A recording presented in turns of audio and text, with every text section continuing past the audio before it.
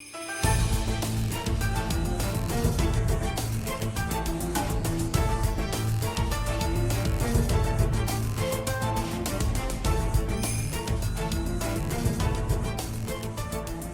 yes, ladies and gentlemen, I hope y'all enjoyed the Mute Show. It's something I've been trying with my pal starting soon.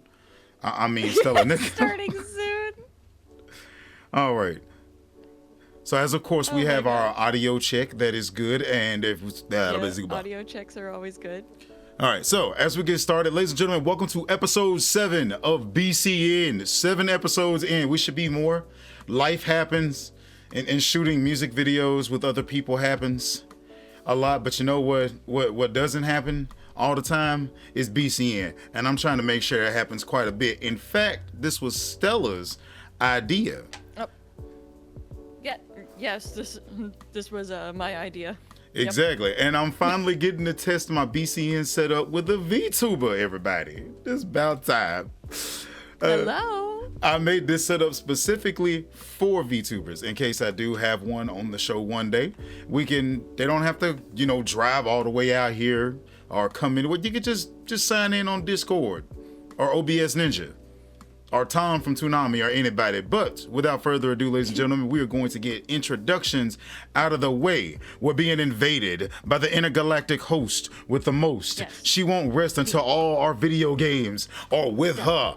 The one, the only, the star cat from the heavens, StellaNeko! Hello. Welcome everybody to yet another stream of StellaNeko. Today we are going to be talking about PS2 hidden gems.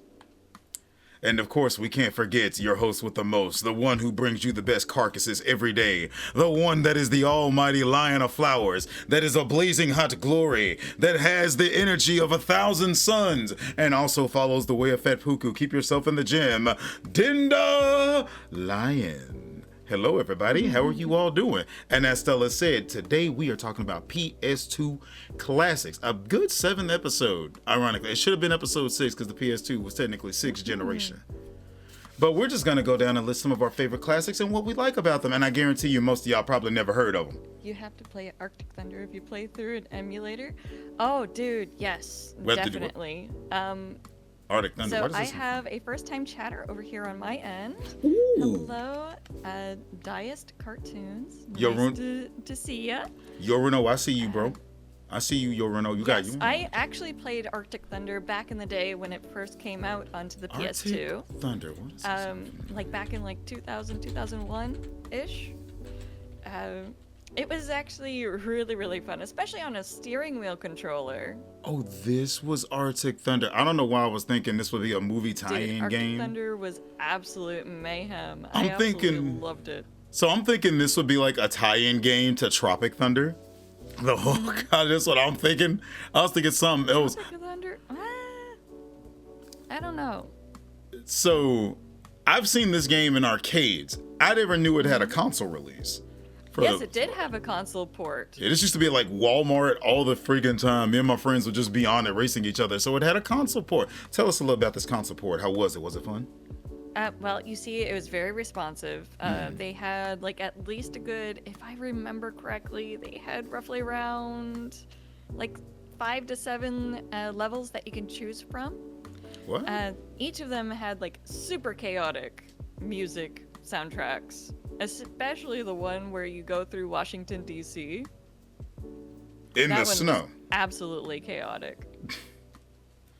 Sounds like it reminded me. It reminded me a lot of the what was the damn game by Sega? That Daytona game. And there's rockets everywhere. It felt like a snowboarding version of that Daytona game. That sort of game.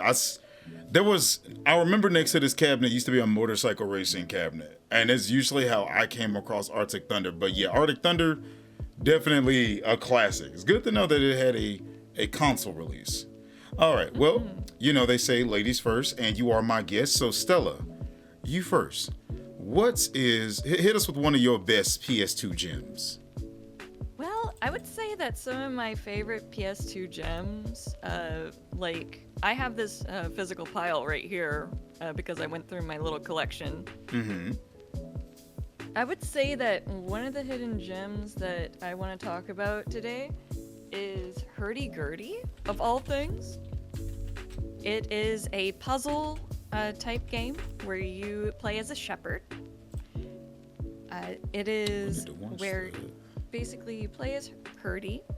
It is very cute. I love the art style. Very like polished character designs. Here, I can even pull it up. But hold on one second. No, you're good. So whenever I have to be careful whenever I type. Is talking about.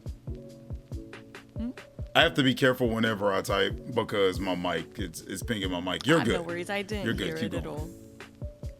This is actually my first time being on a podcast style stream, so for all of the chatters out there, please be patient with me. I will try my best to respond to you as I usually do, but I do have to make sure to take turns with my co-star.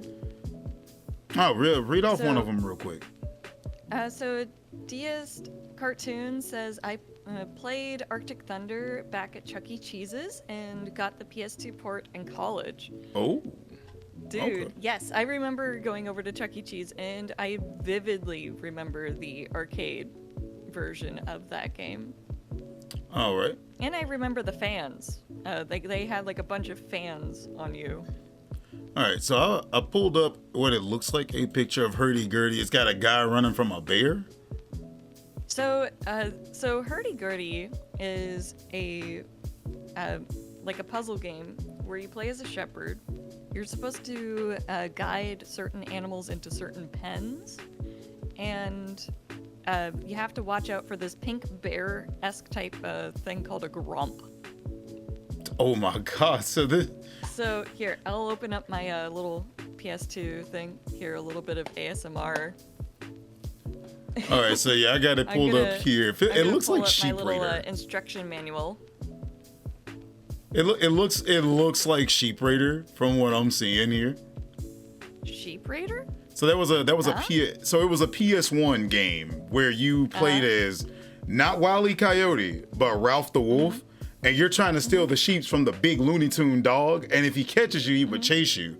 And I'm looking at some of the screenshots and what you described, and I'm like, oh, okay, so we got a little classic, the Sheep Raider. Well, you see, it's kind of similar to that, except for it has like a whole entire ecosystem. Like, there's some animals that can drown, some that can swim.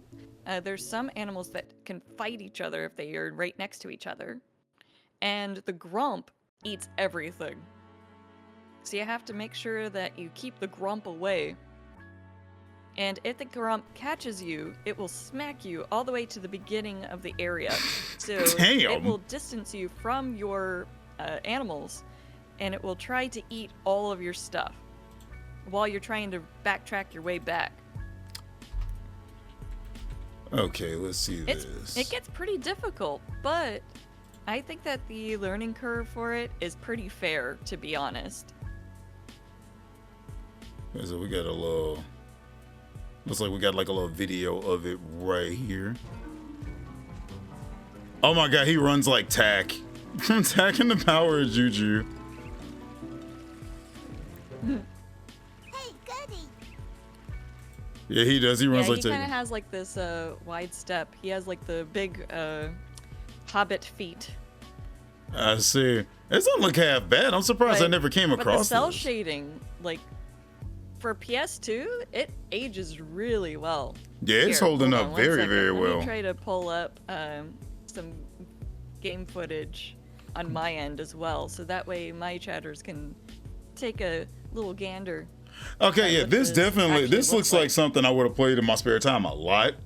Growing up, artistically, it does hold up pretty well. I'm surprised like a lot of people didn't talk about this. I wonder if XPlay even mentioned something about this game. It was made by Core Design Production. Yeah, it's definitely one of the obscure ones here. Oh yeah, definitely. And cell shading is definitely one of those underground gems for sure. Cell shading never gets old. All right, we'll put Hurdy-Gurdy up there then. Put up there. Alrighty. Well, now, while you pull that up, 'tis my turn, ladies and gentlemen. Mm-hmm. And I already know the first Here, game. I'm gonna mute this, and then First game I wanted to lead with right away. Let me look up some gameplay because this one I was surprised at how many friends I had back in high school. kicks in the door. Oh my gosh. Who kicked in the door? Hi, Otaku Sauce. How's it going? Break the walls down! Otaku Tack is the goat. san! That's what I'm talking about. Another hidden gem is Disney Extreme Skate Adventure. Heck yeah. Hey, I'm I had iffy. That one on my I'm iffy GameCube. about that one. I got that one because I couldn't afford Tony Hawk one day, and that was hit or miss with me. Well, actually, to be fair, my brother had that one. He had the PS2. We tried that. That's a Dude, bit hit or I miss. ended up listening to "Where's Your Head At" so many times. All right, I'm finna on throw that mine. game. I'm finna throw mine out there real quick, ladies and gentlemen. Rogue Galaxy. I found this one completely. I found this game by accident. It was back in high school. 360 broke. All I had was my PS2. I didn't know this existed. Somebody let me try it. It was at a game store called Power Play. They let me try it out, and I decided to go home and play it. I found out it was made by the people who made White Knight Chronicles. Level 5, the same people who did Ni no Kuni. No load times. When you went through areas, they ran slow as hell, but the combat was worth it. The special attacks were spectacular. Cel-shaded art style that doesn't age. There we go. Very animated. She did not just turn herself into hurdy-gurdy. Y'all, she done turned herself into hurdy-gurdy. Hold on, I'm currently editing right now. It's fine. StellaNeko got a bunch of forms, everybody. It's fine. So she's officially known as starting soon and hurdy-gurdy. You can shapeshift. Oh my gosh. Seriously? You out here shapeshifting, ain't? Yeah. Oh, come on. But no, going back to what I was saying, this was actually a pretty good, solid RPG. I definitely enjoyed the story. The most it go. ramped up. The boss battles were great. You could teleport to different areas.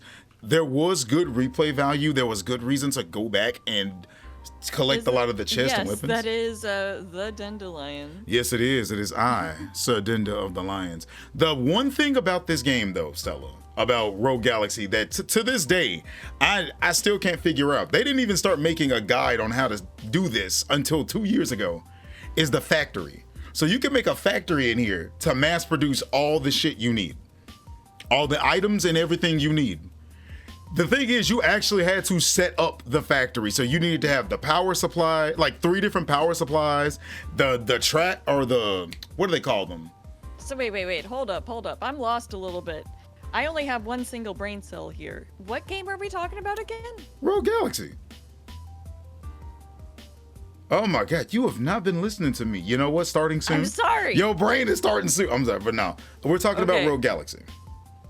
Rogue Galaxy. Rogue Galaxy. Rogue Oh, Galaxy. Yeah. Yeah, Rogue that Galaxy. factory was murder. Trying to set that factory up was the worst thing. You had to set up the assembly lines, everything from scratch. But much like Hurdy-Gurdy, I think the game holds Yeah, up pretty well. My hubby has this game. I never played it though. Oh, it's good. This is, in my opinion, if you Yeah. told me a Kingdom Hearts killer, it could have been this. It could have been Really? this. Like, it graphically, I still think Hurdy-Gurdy holds up a little bit more because the animation looks a little bit more fluid. But visually, Rogue Galaxy is there, delivers a great time, and yes, dare I say, better than Final Fantasy. And it's really hard because I love Final Fantasy X. I really do. But this was that good shit. This was that goodness. I like it. I like it a lot. Oh wow. Yeah, the gameplay looks actually pretty good. Complete action game. The voice acting was great too. An interstellar adventure. Your turn, Stella. I really like the use of the textures on the 3D models. They really leaned on that. It's hard to And believe. so it ages pretty well. Arguably you could like say it looks like an early PS3 game as well. Yeah, I could see that, like especially with but the stylization of the textures look really nice, especially on the dude's clothing. Jaster's hair used to trip me out because depending on the angle, it never made sense. Yeah. He looks like he's got helmet hair. He does. All right, Stella, you're up now. Huh? Hit us with another Oh, one. all right. So, I am a major Kingdom Hearts nerd, but I will save that for later. I would say that another game that I would like to talk about is actually a racing game. Ooh. So, have you ever played ATV Off-Road Fury? Yes, I have. So, ATV Off-Road Fury has quite a bit of of nostalgia for me. Mainly because of this one little challenge me and my little brother would do. Mm-hmm. And oh my gosh. So we would go all the way over to like the canyon level. And the canyon level has like this little archway that goes across it. Let's see. Hold on. Did y'all Is like there, try to jump off the archway? Like, Well, no. We tried to go across it. Yeah. Hold on. Canyon level. yeah, this is Canyon Run. this is definitely one of the games everybody saw or they owned, but they never talked about playing a lot. Because I actually saw this at a lot of my friends' houses, but we never sat down and played it like that. Yeah. You were saying? So, let's see. Hold on. Was it Canyon or was it the was it Canyon Run? No. Canyon Country was different. What was the one where it was desert? Okay, hold on. Oh no. He's What really is it? trying to I'm find gonna it. have to go over to the handy dandy little instruction manual. They got Here, the. maybe Do they it'll list tell the me. courses in there? I don't know, do they? I'm looking through it. Ooh, it's in color. the instruction manual's in color. That's pretty cool. Oh, so you didn't have a greatest But yeah. hits copy? No, well, I do have a greatest hits copy. Lucky. Yeah, this one has Well- it in full color and everything. Well, elaborate a little bit on that memory there. You and your brother used to do what in the stage? Okay. So there's this one level where it's like, okay, hold on. They are talking about the different thingies, but I want to be able to like show off. Crater Park. That's it. Crater Park. Creator Park. Okay, Crater Park. Okay, hold on. This one. Oh, come on. Don't give me It's that. so worth Don't give me that. Jeopardy. I love Jeopardy themes at this point. It's so worth. Okay, so Crater Park, basically, it's like this western desert type area, very Grand Canyon type of thing. So there's this natural archway that they tried to make where it goes in between two plateaus. And so the clipping on this thing is absolutely ridiculous, okay? Like, if you even stare at a polygon wrong, you will fall off your ATV. Oh my God. It is definitely quite the challenge. And so me and my brother, we actually challenged each other to go through this natural bridge that goes in between these two plateaus. Yes. It's actually on the cover of the game itself. And so me and my brother, we were like, oh yeah, I bet you can't go across there and back, because it's actually quite the challenge to not fall off and die. Y'all fell off and died. So we would play free play, so that way we wouldn't even have to worry about the racing part of it. Like, just the fact that games had like this free play mode where you can just explore around the 3D arenas to your leisure was great. And I hope that future games will also implement that as well. I know that there's a lot of open world games nowadays, but it would be really cool if there are some intentional bonus features where you can just explore the map if it's more of a structured pathway. Oh, okay. I think I see what you're talking Like if about it's on here. rails. I see what you're talking about here. And yes, I do agree. A lot of games having the exploration mode be in the stages is something that's missed a lot.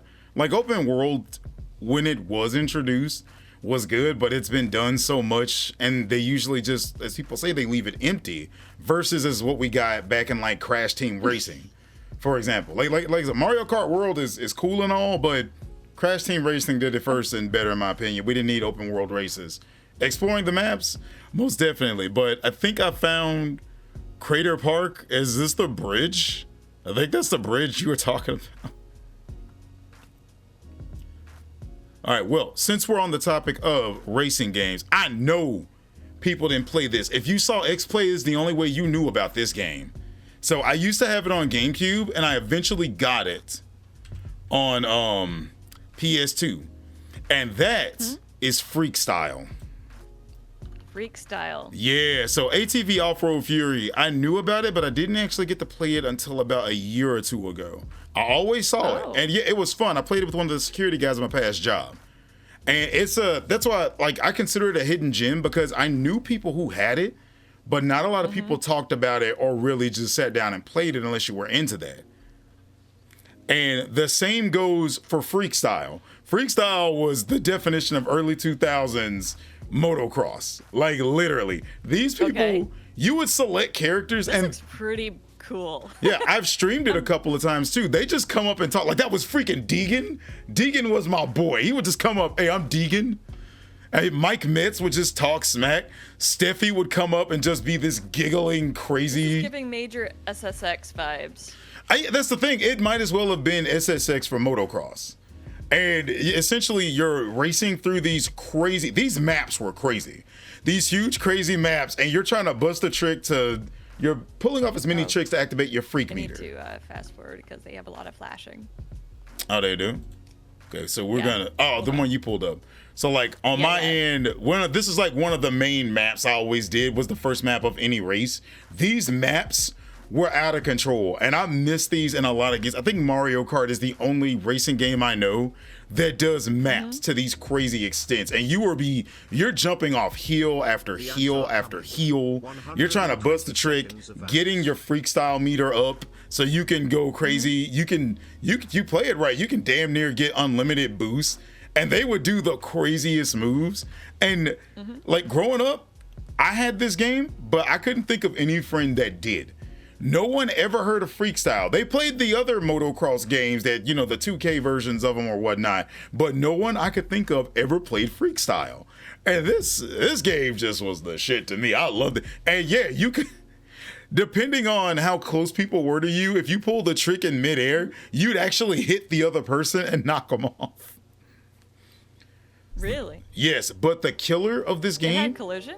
Yep. That's cool. But the best part about this game, and you're going to like this, Stella, was that music. So a lot of the sports games, like the street games, the football games, even the racing games, much like Freestyle and even ATV, had baller soundtracks. And some of my favorite rock songs really came from Freestyle. Really? Yes. Oh my goodness. The only downside is I can never remember. I have to look up the OST every time to find them, but man, I loved Freestyle. All right, I loved it. I didn't have any challenges like you and your brother did. Unfortunately, my brother wasn't big on Freestyle. He hated the game. You hear that? You hear that, King Packer? I'm calling you out anyway. He hated the game like crazy, so I didn't have that. But this is a racing game I definitely feel like is a hidden gem. Stupid Nat. This is definitely a racing game I feel is a hidden gem that people did not give a shot or really play that often. And I've only met one other person in Bluff City here that actually played the game, and that person works with me. Oh yeah? Yeah, I went that long with it.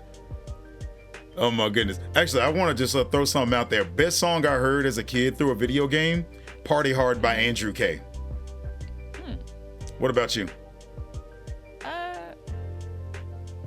Like we're talking about like just songs that were just on repeat when we were kids. Yep, it could have been on the main menu or in the game. What's your favorite? Like on this game? Not on this on game. Any game. On any game. Like the Party Hard song wasn't in Freak Style. That was in Madden 2003 for me. Gotcha. I would say that the soundtrack from Tony Hawk Underground was on repeat over and over again. The character select one, or Well, I was able to put whatever song that I wanted onto the character creator on that one. oh, I didn't even know it could do that. You have me beat. All right, Stell, your turn. Hit us with another Okay. hidden gem. Let's see. So, next up is going to be Katamari Damacy. Ah, good one. Good one. All right.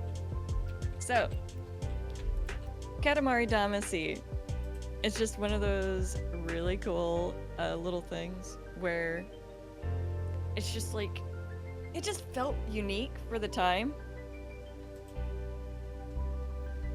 And as, like, the cell shading on this thing is still so good.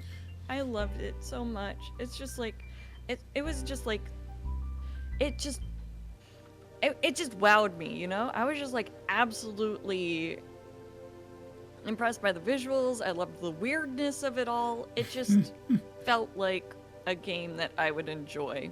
And it was just a chill game. You just rolled a ball and stuck everything that you saw onto that ball. You just caused chaos. This game, I heard about It's it. just absolute insanity. Oh my God, she turned green. She hulked out over. This game, I heard about this game when it was actually through Tom on Toonami, and I never got to play it, but I heard about Beautiful Katamari. I hit my mic again, y'all. Incoming. Oh yeah, Sonic Riders. That one was pretty good too. But Sonic Riders is not much of a hidden gem. Like, Yeah. it's more of a lot of people didn't know how to play that one. But Katamari Damacy was fun. I never got to sit down and play it. I watched a buddy of mine, like when we would chill at his house after school, he'd plop this game in and just like zone out. It was his weed. I didn't really have this game when I was a kid. I ended up buying this one when I, had adult money. And so, but one of my neighbor friends had this game, and I saw the cover of it, and I instantly fell in love with it. I was just like, what in the world? And I also played the demo that they had at the time when it first released. When it was over at the stores like Walmart or Target. It was. Kmart. No, when it first released, Kmart was still there. So I remember seeing a demo for this in Kmart, yes. Oh yeah, Kmart. All right. Rest in peace, Kmart. Rest in peace, Kmart. All right, I got one. So this was one I always wanted to try, and I'm still looking for a copy of it now. And it looked like a really weird, like Monsters Inc. type of Halo knockoff. The game is called Alter Echo. And from what I understand, Alter Echo? yes, I never got to play this game, but it was one I always wanted to play. I would look up videos on it. And I remember a buddy of mine, I asked him if I could borrow it, but he never let me borrow it. So I'm putting this on the list of something I've just always wanted to play that I thought was cool. And you have like these, I think 2 or 3 forms you turn into when you're trying to save your world. I could be wrong. If anybody in chat has better knowledge of the game, by all means, school me. But to this day, I want to try to get a copy of this game and play it.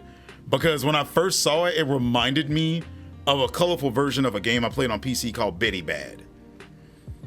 Yeah, but just kind of throwing that one in there as an honorable Wow, mention. the color palette on this thing is really nice. Vibrant, and it's a lot of purple and gold in the game as well. Yeah. Lots of cool tones. Indeed. I think all the enemies wear red while the hero is like yellow and black. It's just like, that's not bad. Having a complementary color for your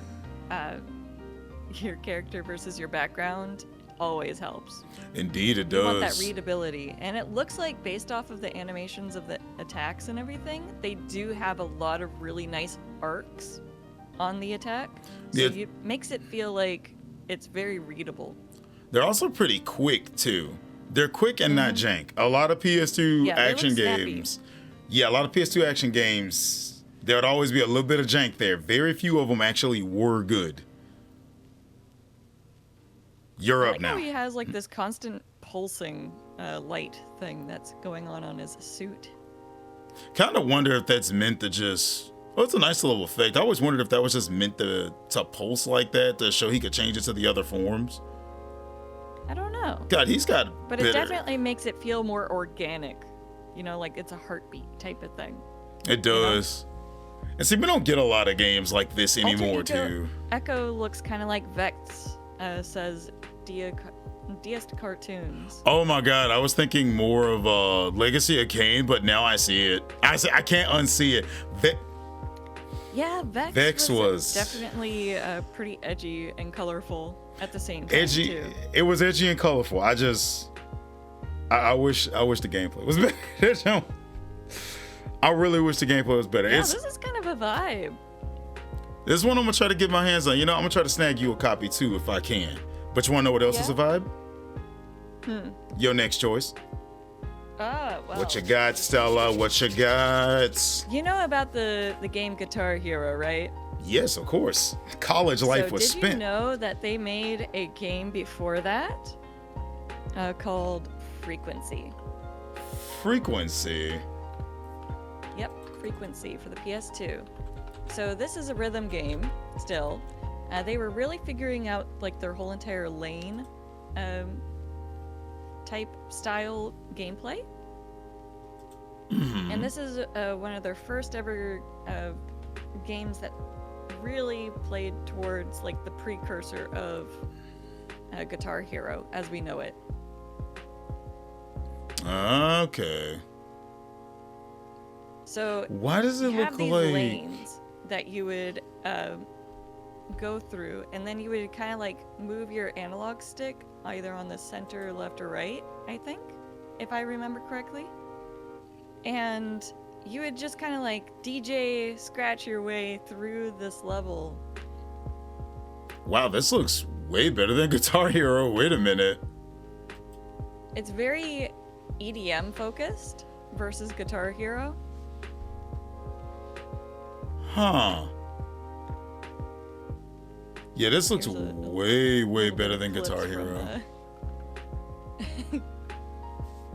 I actually got like it. I don't know why it makes me think of Beat Saber weirdly. Yeah, I could see that. There's like Beat Saber is like the first thing I think about when it comes to it. This actually isn't too bad here. Oh crap! I just had. But yeah, it was very trippy for sure. I like the colors itself with the game. The blues are very much. They were inspired by like club and like futuristic, like 2000s future neon type things. It was very cool for the time. I see. Alrighty. Even the cover itself had a holographic effect on it. I don't know how it. Cause that was a thing with a couple of those games. They had like holographic effects to them. Let's see. I even have like the original like little promotional thing that came with it too. It's like PlayStation Underground. Oh, yeah, the demo way disc. To get free PlayStation 2 stuff. Ah. And then you have to like write down your information and mail it over to them. I was more of a tips and tricks kind of guy, so anything I got free from there came from there. And the instruction manual is in color, so really cool. All right. Well, I'm gonna go to that shooting action then. I feel like I should point that out on whether or not the instruction manual was in color. So genuinely, it just feels like it's part of the vibe. Generally, if it was greatest hits, it's not supposed to be in color. So if you had it in color, that means you had the original one. But some greatest hits did come with them in color. It could have been like on an earlier copy of the greatest hits type stuff, and as it went along, they kind of wanted to cheaper chicken it. All right, well, we didn't get a lot of mecha games over here, but I had this on GameCube. But this game technically was across the board on all consoles, and that is Robotech Battlecry. Robotech Battle Cry. Okay. Basically, the Macross for the United States. In this game, I would spend hours on the main menu, listening to the theme song and watching the robot like march. That theme song made you feel important. But overall, like, I liked Robotech growing up, and as far as I know in the West, this was the closest we got. So we basically got Ace Combat and Gundam as a shooting game. And you could transform into like from a jet to like half robot and robot mode. The shooting controls weren't that bad for a game like this at its time. You had missiles in the works. Yeah, so like good. And it wasn't just in the air. There were missions that were on the ground, and you could just turn into a jet in the city. Oh, dude, they did the whole entire outline thing with the cell shading. Yes, that's why it holds up so well to this day. Like, I think the funny thing I used to love doing was if you turned into jet mode in the city, you could clip through. Oh, that is so cool. You could clip through the game and not get back in the boundaries. So you'd be missions. Oh, you had to be careful with cheat codes. So you could use cheat codes in this game, and they had a cheat to kill everything in one hit. The game devs did a nice little trick. Any mission where you're not supposed to kill anybody, but you use the one-hit kill cheat, if you shoot them once, it kills them, and you fail the mission. That is the only way you can fail that mission. Hey, Denda? Yes. One of my chatters actually has a good point. I'm listening. Diest Cartoon says, I also recall hearing that the greatest hits releases were the earliest version of a game patch. They'll fix issues from earlier releases and sometimes add more content. Oh! I didn't know that. Oh my god, that would explain the Resident Evil greatest hits. Wow. I didn't know that. Give him a sticker. That was good information. Give him a sticker. You know what? I got a sticker. I still got some of this elephant carcass back here if he wants it. Like, you can have a leg, man. That is Gold star. That is good. That's good info. So I didn't know that either. I'm glad he brought that up. I'm really glad he brought that up. Ironically, my cousin has Battle Cry. He had the greatest hits one, so I need to ask him if anything new came with it. But it follows its own story from Macross, or it's like its own story alongside Macross, and then after. You're playing as a guy named Jack, and it's him, Izzy, and some other dude, and they're just fending off the Zentradi invasion. I definitely say 3 out of 5 game.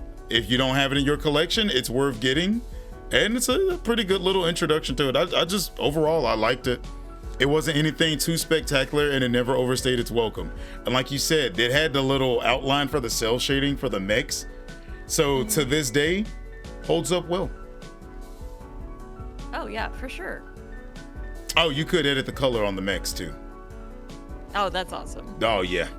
Yeah, we got crazy. So here, my next one is going to be a little bit more on the edgy, dark side of things. Oh god, it's gotta be one of those. So, well, I don't know if you know this, but if you're a fan of really challenging stealth type games, spy fiction is pretty tough. Oh, you did not. Let me see if it's what I think it is. So this one had kind of like the super edgy type of like cringy writing that this game is like, you were a double agent this whole time. You know, it's like, oh no, there's no time. We need to get going. This You know, that type of this Metal Gear ass game. Ah, yes. Yeah, I know. It kind of looks like a Metal Gear. This show was anime Metal Gear, hard as hell. I remember Very anime that. Metal Gear. I used to trip off how they So ran. you start off the game skydiving. You choose your character, either the guy or the girl.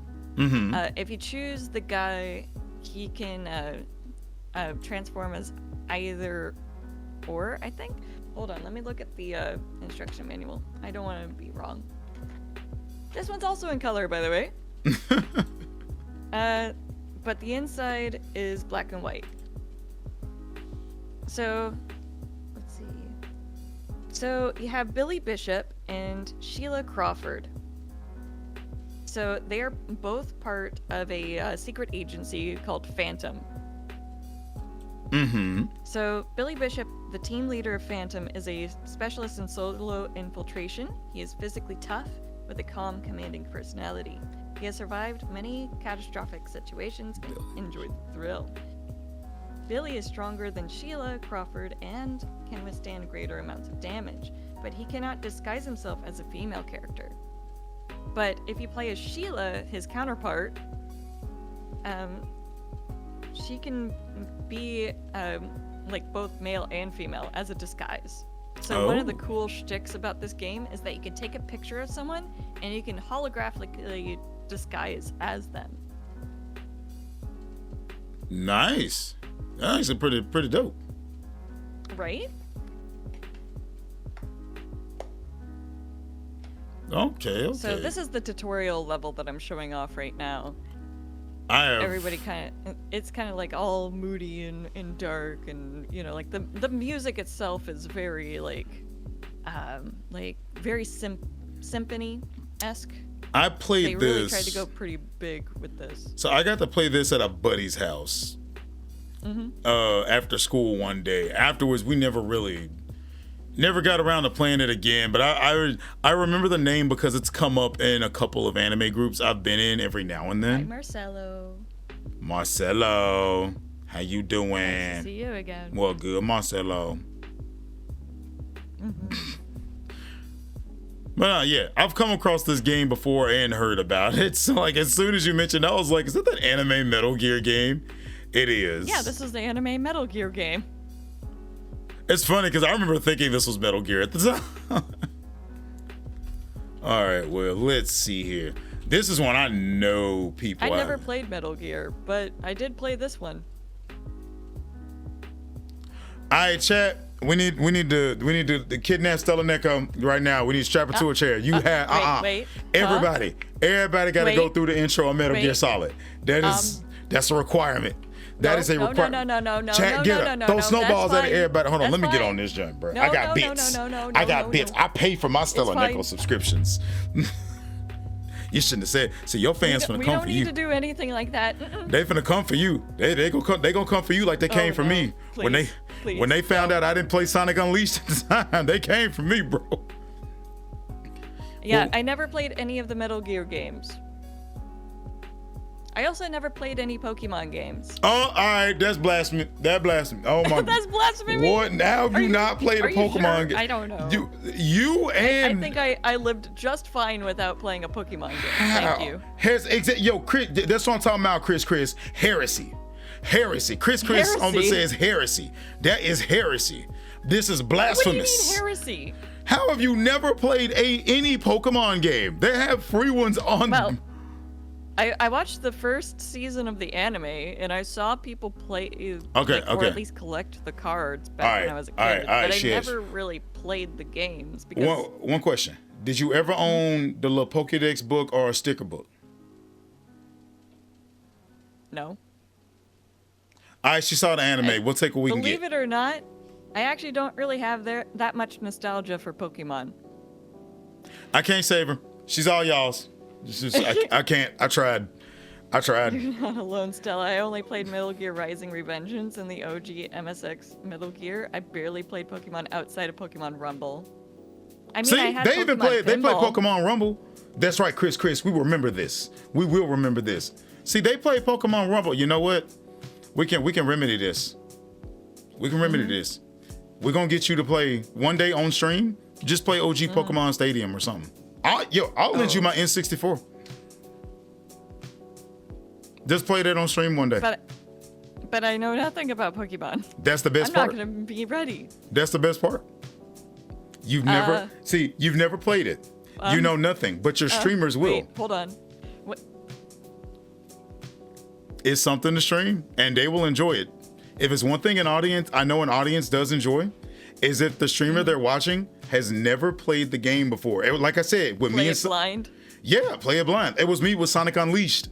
I never played it. Oh, okay. And my audience did not let me stop. When I got to Eggman Land, I was suffering. It took me 4 hours to beat that one stage. And they watched me suffer, and I'm glad they did. All right.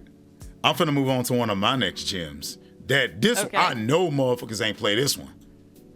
Valkyrie Profile 2 Silmeria. Valkyrie? Valkyrie Profile 2 Silmeria. So the Valkyrie Profile games is one of those, it is an obscure RPG. Not a lot of people, if you don't play RPGs, and which a lot of the kids I grew up with, it was either Def Jam, 2K, maybe the occasional action game. Like, they played shooters and all that. Not a lot of them played RPGs, and if they did, they kept it under wraps. Valkyrie Profile 2 Silmeria is the second game in the Valkyrie Profile series. You are following a girl named, I think, Alicia, and she has a Valkyrie inside of her named Silmeria. And sometimes Silmeria can take over. She escaped from Valhalla, and now they're basically trying to go back and fight Odin. I have still yet to beat this game because I got stuck on a boss for like 4 years and I couldn't beat him. Then when I beat him, I got stuck on 2 bosses after that. But this is a game I enjoyed. It has a very dark... So it's a side scroller? On certain parts? It's a side scroller when you're going throughout the world. Oh, okay. Yeah, the newest one, Elysium, which a lot of people say isn't good. I haven't tried it fully 3D, but the Valkyrie Profile games, at least up to this point, have been side scrollers. When you go into battle, that's when it opens up into a 3D field. The combat is pretty good. It's this sort of mixture of, I call it ATB, but ATB in the sense of action turn-based. So it's an action game, but it does follow a type of turn-based feel. And it's kind of like, I want to say like how dungeon crawlers are. As you move, the enemy moves. So when you get closer to the enemy on the battlefield, their line of sight turns closer to you. And it's basically getting your line of sight with their line of sight, and you go in. The characters themselves are lovable to a degree. You're walking around resurrecting dead soldiers all freaking day. But it's not bad. Everybody's got a really decent personality. There's like one undead soldier. I think they're called Einharjar. Forgive me if I've mispronounced that. One of them has the most goofiest stance. He's a great blade wielder. And he just looks like he's the pure definition of I'm ready to go.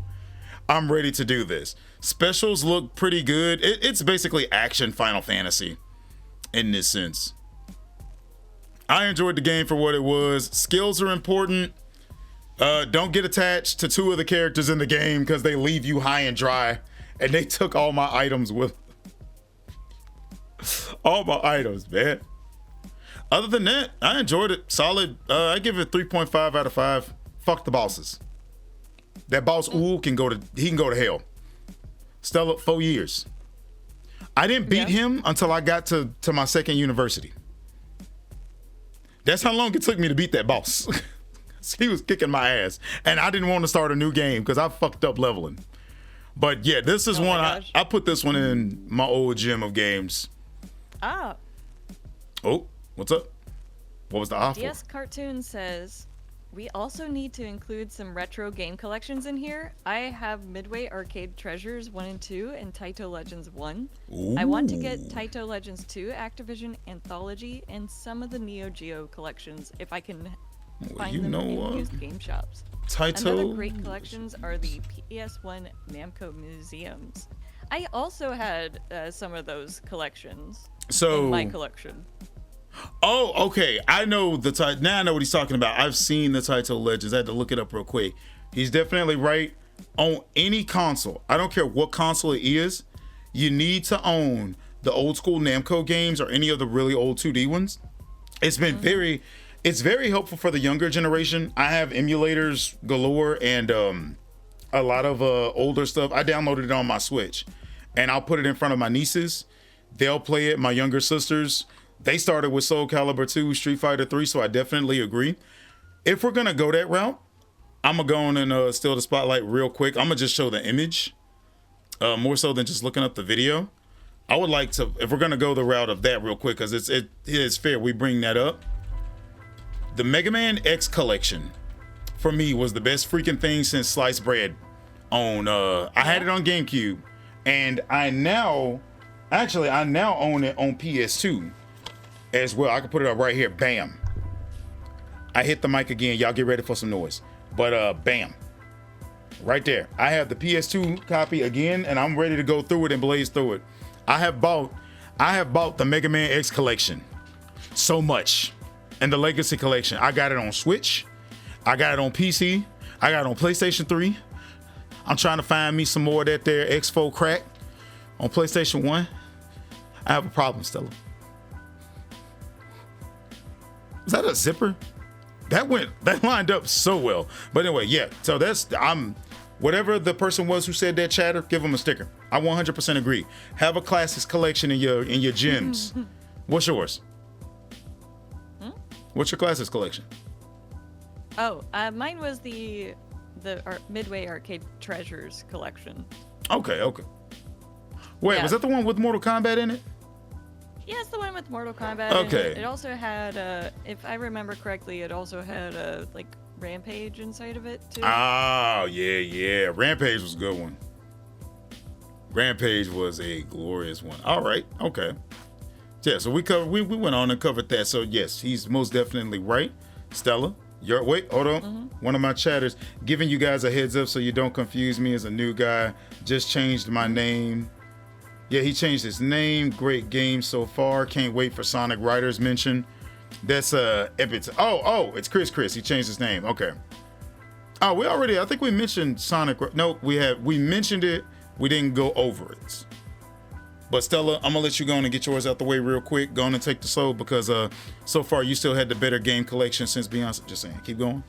What? No, I don't have the better game collection at all. Compared to Beyonce, I Just, think you do. Ones that really stood out to me at least.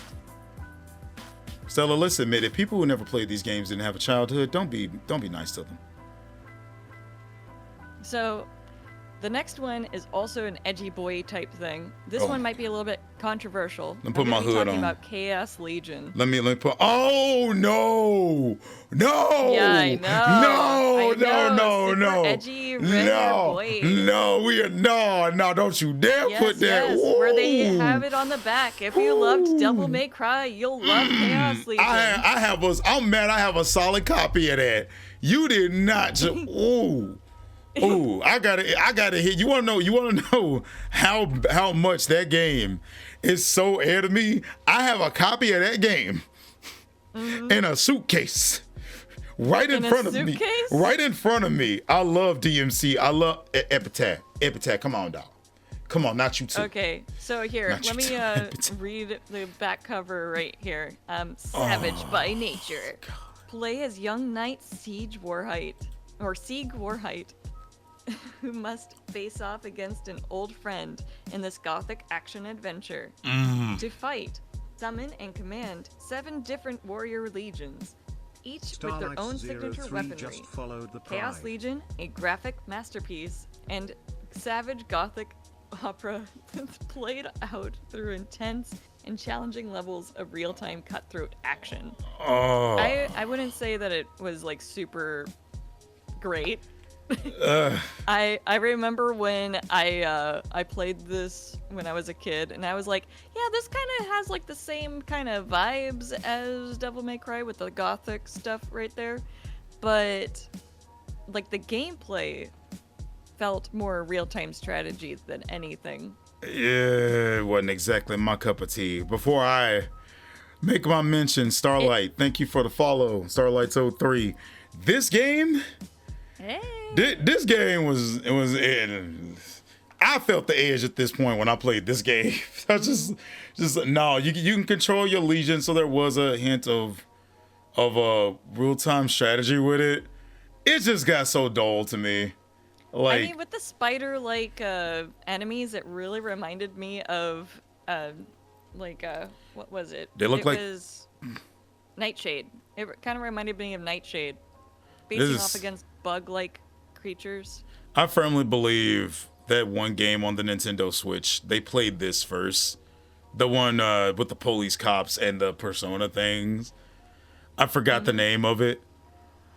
I don't know. I remember the bug-like creatures because when the way their idle animation looks, it looks like they're dancing. So I called it the bug dance.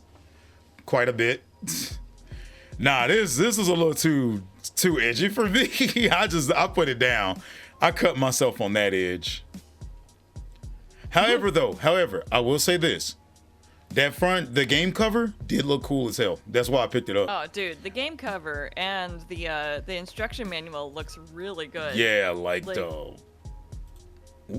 this is just like edgy boy meets other edgy boy. They have a fight, and then there's also this random chick that looks really pretty. That sounds like the course for a majority of those games.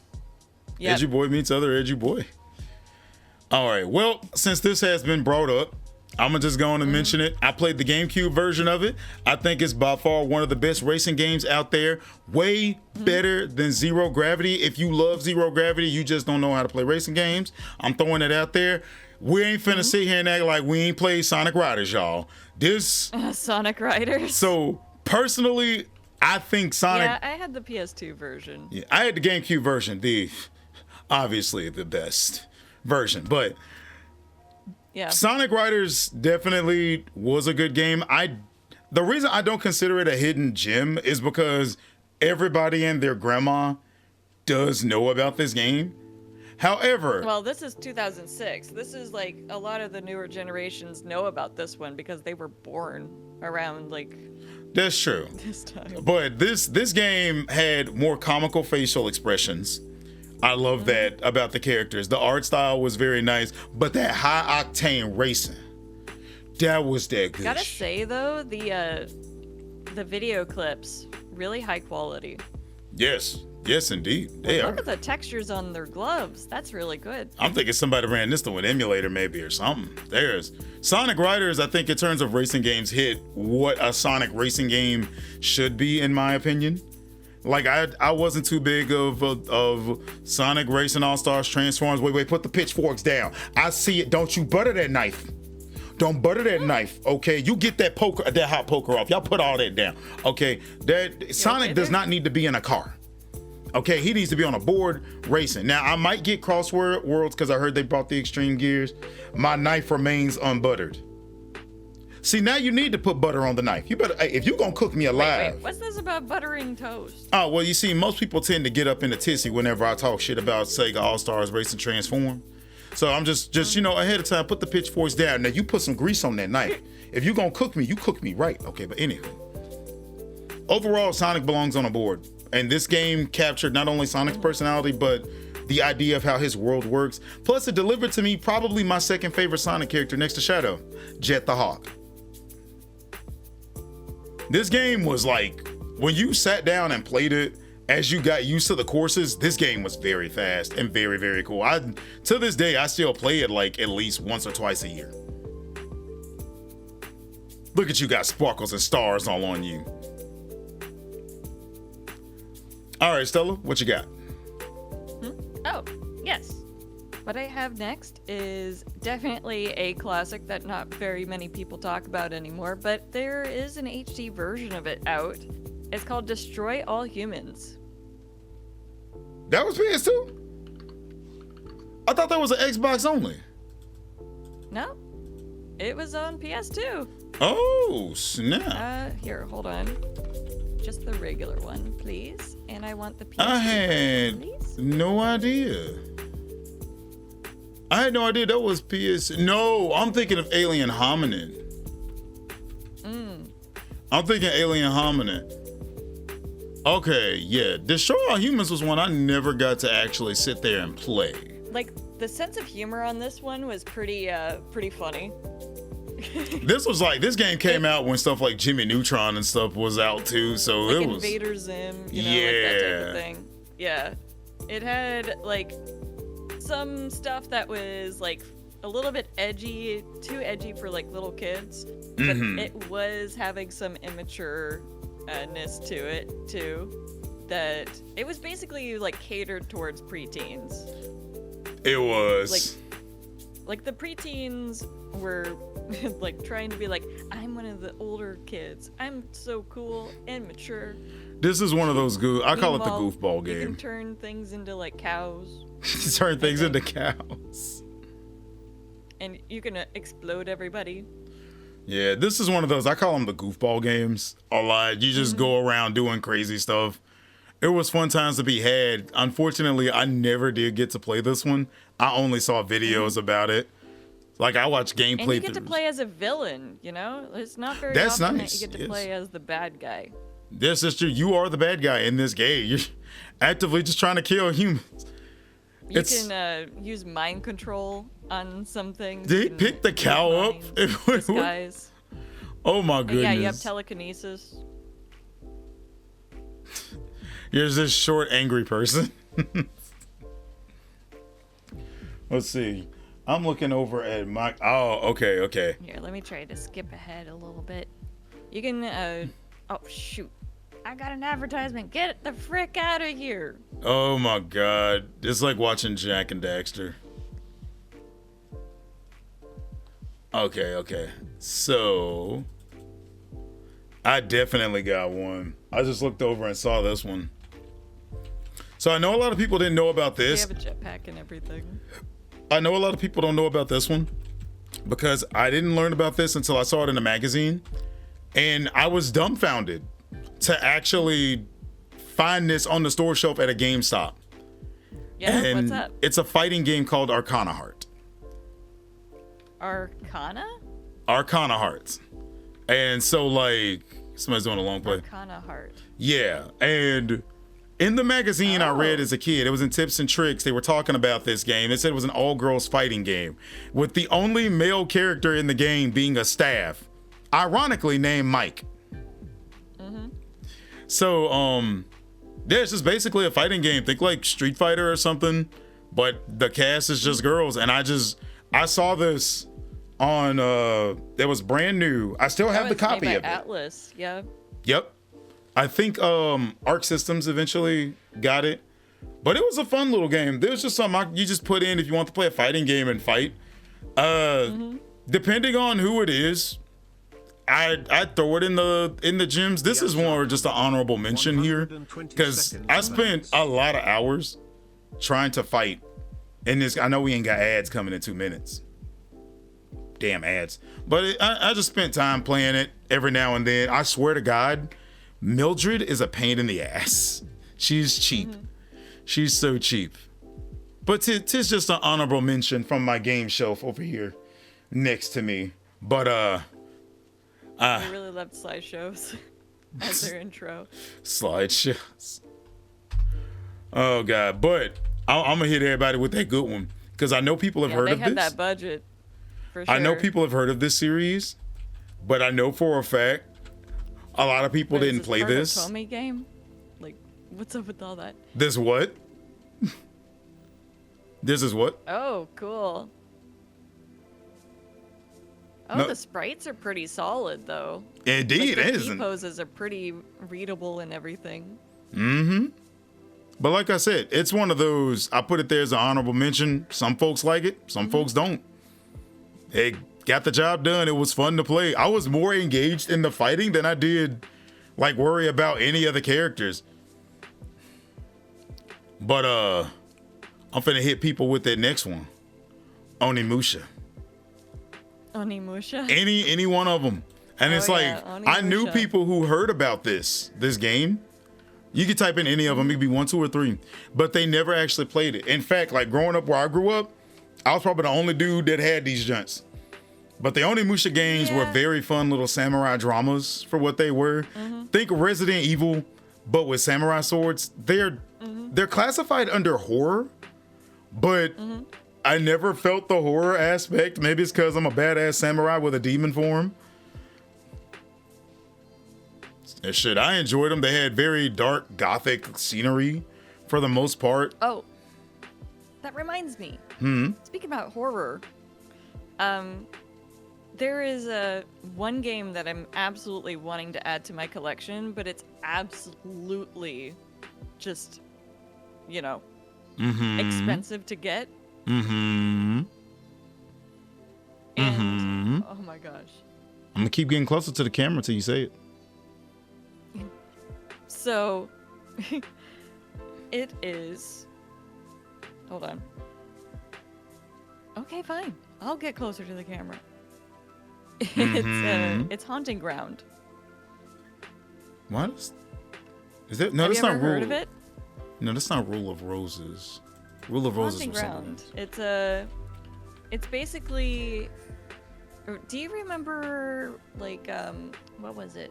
It was called. It was. Nah, I've never heard Scissor of Man. this. What was it? Clock Tower. Yeah, I've never heard of Haunting Ground. This is new to me. Like, if you had to say Okay. it's Siren or something, Haunting Ground is maybe. basically the spiritual successor to Clock Tower, which was a SNES type series, and it was later like on the PS1, I think. So Haunting Ground just kind of became its own thing. This one is really creepy. You play as a female protagonist who's kind of ogled by the antagonist. You feel very vulnerable throughout the game because you only have like a kick, but you have one of the best boys as your companions. One of the best dog companions in video gaming. So here, let me go fast forward to where we have some gameplay with the All right, so I got doggy. some gameplay up here. It gives me Fatal Frame vibes. Oh yeah, like, so you have this dog named Huey, and you can give him commands, you can give him treats and everything, and how well that you treat Huey throughout the game, you will get the good ending or not. So depending on how well you treat the So- dog determines the ending. Yes. Also, on like, there's like different types of things that you'll have to combine together for alchemy-based puzzles. But there's going to be a lot of pursuers. Those are going to be your antagonists. You have like this big oafish character who's kind of only has one brain cell to share. He views the protagonist as a doll. A doll. And like a doll to play with and to break. So, like, he was introduced with like playing with like a doll, like a toddler, but this is a grown ass man that it looks like a freaking ogre. And he breaks his toy doll, and he sees you, and he's like, new toy to play with. And so he goes after you, you know? And if he does catch you, you get to hear like broken bones and everything. It's very gruesome. It's not shown, but the audio definitely plays with your head. And so, like, they really play to the audio and your imagination on this. Is there any way to fight back, defend yourself? So you can stun them by kicking them, but your main tactic is to run and hide. Kind of like what's a recent game? Silent Hill Shattered Memories. Kind of like that, but it's also kind of like what was it? Outcast or Outlast or something like that. Yeah. Where you're going in an insane asylum. Yeah. So these type of games were not. If there was no way for me to fight back, I often avoided these type of games. Cause I hated that. It's part of the reason why I didn't get to finish playing Rule of Roses. And like Shattered Memories, I put it down the moment I found out I couldn't fight back. That actually, cause it messes with me on a certain level that I can't defend myself against this stuff. I still wonder how I got through Silent Hill in one piece, but I do like how the game looks though. It's looking at the gameplay here, the first thought I have is Fatal Frame.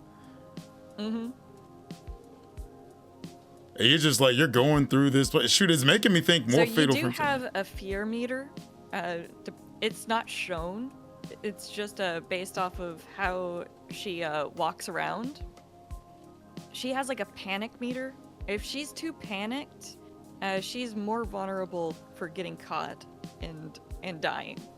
So you have to make sure that you keep her out of the vision of the pursuer, and you can actually send Huey out to bite the pursuer to give you an advantage to run away. So Eternal Darkness now? What the? I'm getting some Eternal Darkness vibes from this. So it's a very, very scary game where you play hide and go seek, essentially. I see. So what would you give it as a rating? I would give it a solid, like, 8 or 9 out of 10, actually. The story is, like, super creepy, but you can follow along with the storyline pretty well. It doesn't really, like, need a lot of dialogue to give it that eerie atmosphere, and it really shows the vulnerability that some women feel when it comes to like being watched or like being like ogled at. You kind of feel that overall sense of dread and powerlessness, but over time you do get this power back.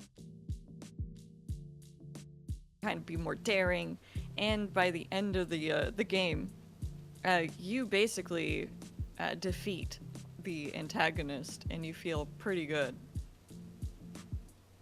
Definitely on the creepy scale, I give it that. I don't like how jump scares are. I feel like jump scares are a little bit cheap when it comes to horror, but I really love the sense of dread and eeriness when it comes to horror. Like, just creepiness. I like creepiness in my horror games. I like to feel like anything could happen, but nothing actually happens. I'm not big on jump scares myself, but I will always hate the fact of not being able to defend myself for any rhyme or reason. That's usually why games like this, for example, Hunting Grounds, this is my first time hearing about this, but Silent Hill Shattered Memories and stuff, I tend to shy away from those games. Outlast, because I don't like the idea of not being able to defend myself or knowing that I can get away from it for the most part. I hate being in those helpless situations, even in reality. So they tend to push me away more than even in the Prince of Persia games. You can't do anything against the Dahaka, but there's the sense of knowing while I'm being pushed to the limit, I can still run until like your will's completely broken. So these are like, when it comes to games like these, I tend to shy away from them quite a bit. There have been people that have gotten me to try the games, and I'm talking, they've really gotten me to try them. It was okay, that's Stream Elements, but there have been some people that have gotten me to try, like Fox Ferocious. For bless his heart, Domain got me to try like 2 hours of Silent Hill Shattered Memories with a taco. Don't ask. I was hungry that day, but like if people ask me to play it, I go and give it a shot. Visually, I like how the game looks. I can, just from looking at the video, I can sense the dread you're talking about. It's weird when you mention like you're being watched, because I'm like, so does that mean the player, like the audience, we're watching her run and be in fear? So does that make us the creeps too? Kind of like, I'm starting to feel weird looking at this game now. Like, are we the creeps or are they the creeps? Like, when? Now, the camera definitely puts it in the eyes of the antagonist sometimes. So you said like, you said sometimes. Want to feel empathy for for the protagonist. Okay, so we're not the creeps. So we're not the creeps, but you want to feel that feeling of being watched. So you know? the idea, so the camera does a really good job with it, especially on the cutscenes. The idea of her being in the insane asylum. This is an insane asylum she's in, right? No, this is just in a creepy mansion. Okay, because there are like people, you got like some people banging their heads against the wall, doing like weird motions in the floor. So I'm just like, okay, I do like that This attention is to a creepy detail. mansion run by like cultists, basically. Okay, Yeah, that makes it all the creepier right there. All right. yeah. Okay, for what it's worth, it's definitely not my cup Oh. of tea, but I'm gonna go in and I- throw. Yes. Before we move on, I do want to shout out to DiMaggio TV. Outlast is such a good game. Don't bother with the second one though. I Ads agree. are coming. There was a sequel? 120 seconds. Yeah, there was a of sequel. ads. Oh my God, I'm behind the times. Wasn't expecting that. All right, DiMaggio, shout out to you for the most part. Thank you for the update. Like I said, this doesn't seem like my cup of tea, but I'm gonna go on and give it the Dandelion seal of approval because I do like what I see for the most part. Actually, considering my little sister's taste, this might be a good game to let her try. Cause This would be really creepy for her. just kick the guy in the butt. What the? What? Oh, so you mentioned that she has a kick, and just as I was about to Yeah, click there's a off, kick. so she walks up and just kicks the guy on the steps, and I was like, why? All right, since we're going to go the horror Yeah, route, yes. It's very creepy vibes for sure. And ladies and gentlemen, the game is Haunting Grounds. So that's Haunting okay. Ground. So I had to debate which one I was going to pull up on this one. I'm just gonna go with the one that I know that I've played, because I've never really gotten to play Rule of Rose as much as I've gotten to play Fatal Frame. Fatal Frame? Yes. So I never I've played the Fatal Frame series. I played a little bit of Fatal Frame 1, and I attempted 2. My homie tried to get me to play 3. I want to try the one on the Wii, but I actually want to sit down and properly go through them. The Fatal Frame game, Stella, this game scared me so much. I called my friend and told him come get his game the next day.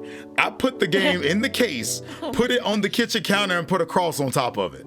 I'm not out shitting you not. So I played the game at night during a thunderstorm, and I hate ghosts. This game fucked with me. Like Oh, I bet. it messed with me more than Eternal Dark. Actually, I'm gonna take that back. Eternal Darkness messed with me on another type of level. That's a GameCube game. That's something else. But much like how you described Haunting Grounds, in the Fatal Frame games, you tend to play as female protagonists, except in one of them where you do play as a guy. And you are in these vulnerable situations to these ghosts. You have no idea where they're gonna come from. Hell, the first one has a situation where you're walking past a mirror because you're exploring the house. And I think the third or fourth time I went past the mirror, this wasn't a cutscene. I noticed that the girl her reflection didn't show up. And it was quick. So I went past it a fifth time, and her reflection doesn't show up this time, but nothing showed up. So the first time it was what I thought it was, the ghost. The sixth time I go past that mirror, it's a cutscene and a ghost comes out. That's when I cut the game off. I was like, this. Oh, yeah, This- I would Yeah. too. So like, Immediately. yeah. Ideally, Yes. No. you defend yourself with the camera. So it's built off the whole premise of, how the camera, people used to think it would take your soul. You have a camera that stops these ghosts. And you're going around I think in the first one, you're trying to find this girl's brother. And you even start the game off with him for the most part. I do want to give the Fatal Frame games another go because there's part of me that wants to do a horror kick. I just like the fact that at the very least, I have camera obscura and its various counterparts that have a fucking flashlight for it now to defend yourself. But you're not running at the speed of light to get away from stuff. Like the girl in Hunting Grounds could probably get away from these ghosts. In Fatal Frame, people don't know how to sprint. You fat man trot to the other side of the room and you got to take a picture. But yeah, I'll say if you're going to play Haunting Grounds, if anyone's going to play the Haunting Grounds game, I'm going to throw Fatal Frame in there. Play both of them. If you're talking about getting some weird kicks.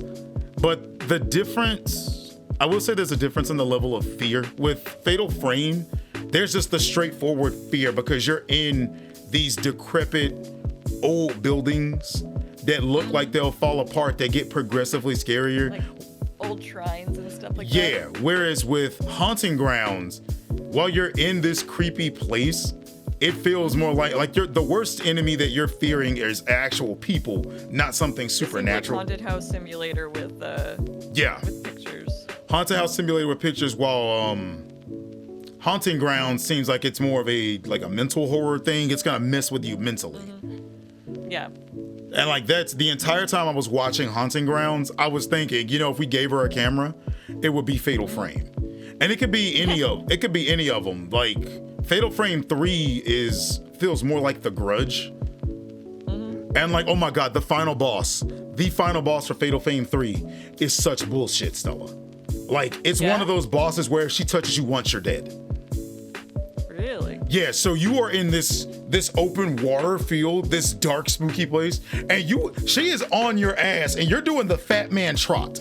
You are running slower than the fattest guy, and you have to jankingly bob and weave in order to get out of it. But yeah, this was probably my token horror game in this case. So I'm gonna throw Fatal Frame up there for me.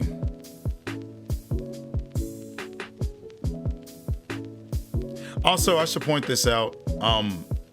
So Stella, in the last Fatal Frame entry, the chick you play as in the first one, well, she has a daughter, and the daughter and the mother are the MCs. Guess who the dad is? A ghost? It's Ghost Brother.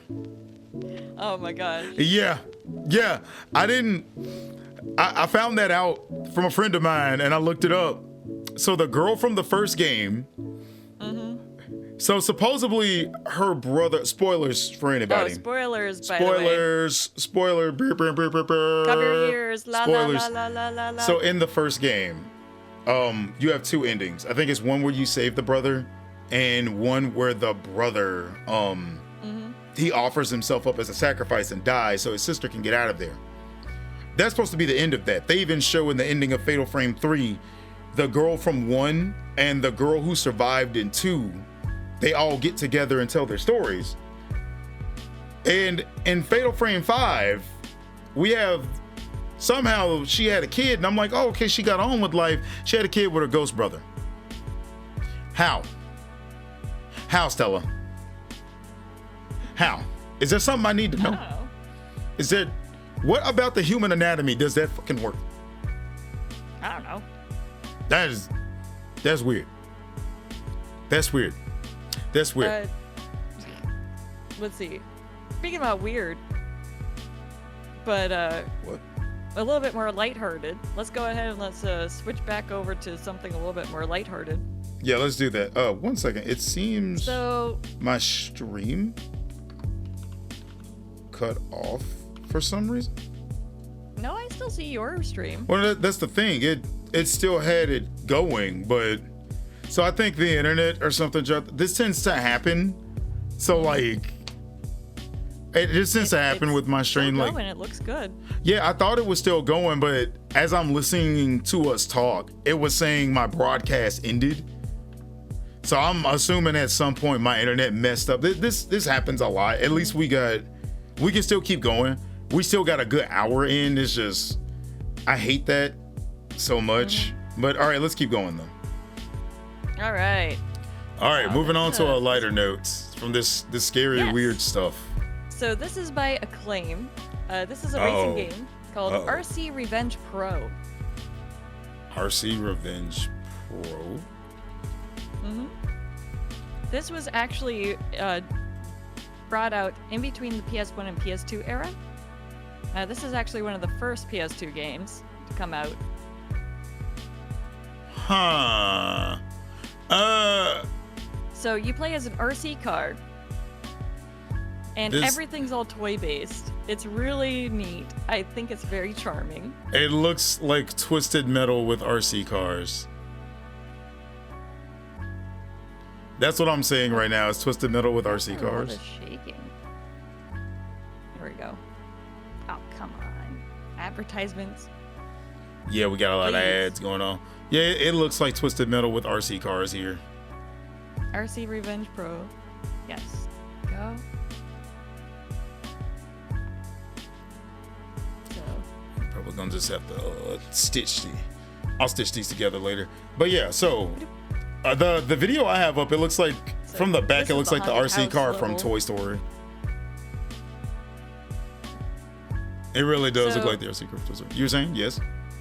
everything was like scaled to where, like, it really showed the scaling of the RC cars itself. I would say that the most modern Hot Wheels games that is on the PS5 right now has that same sense of feeling. Okay. The soundtrack for this thing is very charming. You actually hear like the bzzz in the background as far as like the RC car itself. So it really feels like you're playing a battery powered like little like those RC cars where it had like the trigger Yeah. thing. Yeah. Yeah. It really made it feel like that. Okay. The overall atmospheres of everything was pretty cool. There was some interactable things as well. Not bad for, let's see, when did this game come out? Let me look at the back. 2000. So, Okay. That's why it does still have kind of a PS1-ish game look appearance. It also reminds me of the games you play at HotWheels.com quite a bit. HotWheels.com. Yeah, so HotWheels.com had a lot of games that looked like this that you could play in the browser. So that's the first thing that came to my mind with this game. So it does look fun. I don't know. Also, too, it makes me think of that game Whiplash for some Yeah. reason with the freaking, what was it, the hamster and the weasel? Or the rabbit and the weasel? I don't know why I'm thinking. It makes me think of Whiplash. You shoot a toy rocket at the, what? Okay. Yeah, there was some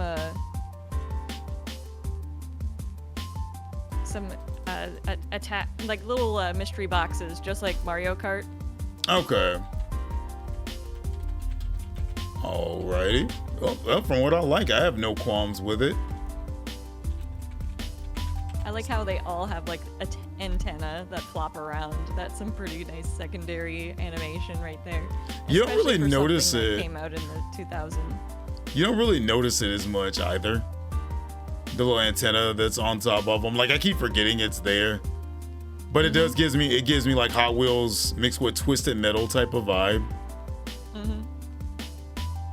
All right, well, if we're gonna hit one, if I'm gonna hit one here to brighten it up, the one freaking enemy that has ever given me nightmares in anything would be the Dahaka. And that guy is in the Prince of Persia: The Warrior Within. So the Prince of Persia games they're 3D action games, or I would say action puzzle games. You had puzzles you had to solve, and there was enemies you had to fight for the most part. And Was this on the PS2? Yep. They were across Wow. they were cross-platform. I played the vast majority of them on GameCube, and I eventually got them on PlayStation 2, and now I own them on the Xbox. Yeah, so long story short, this is your basic action adventure. You're in the role of the prince trying to right his fate in this one, except this is gonna sound so weird. You have a big black monster with tentacles chasing you. And Ooh, very gory. yeah, but other than that, the game, This must have been around the time that God of War was out. Yep. I would actually say, yeah, God of War and I know Prince of Persia was out before God of War, but around the time the Sans trilogy came out, I would say, yeah, God of War was in full swing. But the only reason I'm putting this on here because I feel like more people played God of War than they did the Prince of Persia: The Warrior Within. They probably played Sands of Time, but Warrior Within is my favorite one because you're jumping back and forth from the past to the present, running from a beast trying to kill you, trying to change your fate. There's the character models look good for their time. There's deception, sadness. The prince is pushed to his breaking point.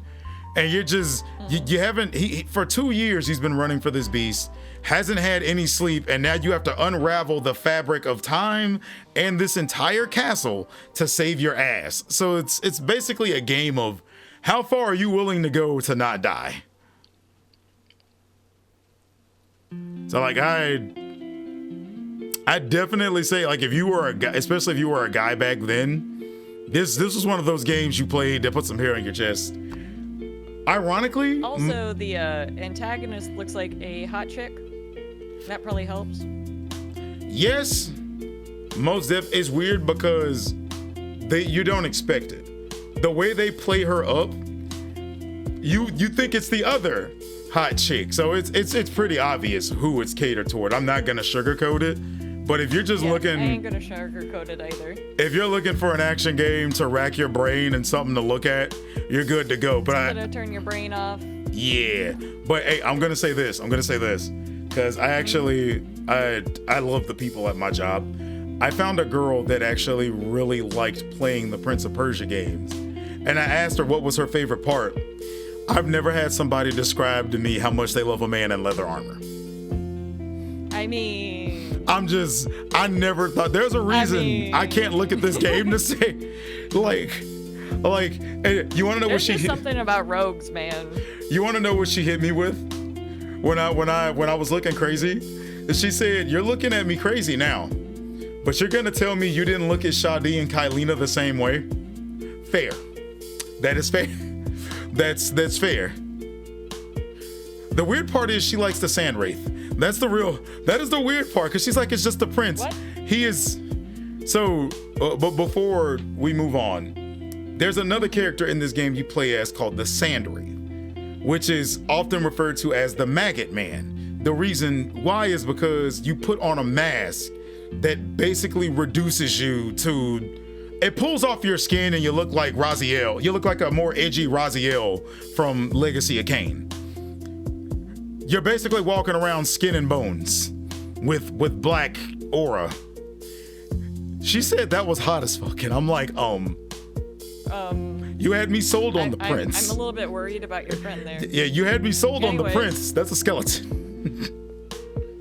All right, you're up. What else you got?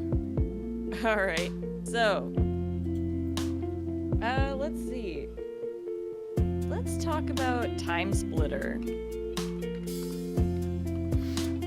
real quick. I always thought it was weird that game had a console release. So I played Future Perfect when I was a kid, which was the third game. Mm-hmm. And I really loved the sense of humor that ended up going across this game. Kind of cringe, but it knew that it was self-aware. It was very much like a parody of Chronicles of Riddick. Uh-huh. Especially with the main protagonist. It's a first-person shooter with some quirky characters that you meet along the way. Yeah. You play as Cortez, which is the this guy that's bald, has like the really cool goggle glasses eyes, kind of like Goggle glasses what eyes. yeah, like that one guy from Ghost in the Shell. Bato. Goggle. Yeah. Goggle glasses eyes, everybody. Goggle Yeah. Goggle glasses eyes. Goggle glasses eyes. I don't know how better to describe this, okay? It's like I when don't you, know. It's just the way, like when you mention it that way, I'm like, I never thought of So, goggle glasses. But keep going. Basically, he's kind of a dork. Cortez is kind of a dork. He's a little bit of a parody of an action hero, right? Yes. And so he has like this like phrase that he wants to do, that he wants to make it stick. He's like, "It's time to split," and then everybody just like shakes their head around him. Okay. I'm not gonna act like I don't know what you're talking about with that. Yeah. Oh no, finish what you were saying first. So you go across time on this one, just like most Time Splitter games, I believe. But I only played this one. I haven't played the first two. Mm-hmm. But you first go through like the like, I believe it was like the 1970. No, was it the 1920s or? I never 1940s? paid too much. So the reason I never paid too much attention is because every Time Splitters game I played has always been in the arcades. I always played so I've played Time Splitters, but it's always been in the arcades. I noticed they had console releases. The only reason I never got them. Yeah, the only reason I never got them was because I could not fathom. I was like, how are they going to have this set up on a console with the way it is in arcades? I didn't think about shooting game controls at the time. So I know it's called Time Splitters. I don't know why it never occurred to me as a kid they go across time. Yeah, so you basically have this this character that kind of follows you around as you're going through time as kind of like your partner. And you go through different types of decades.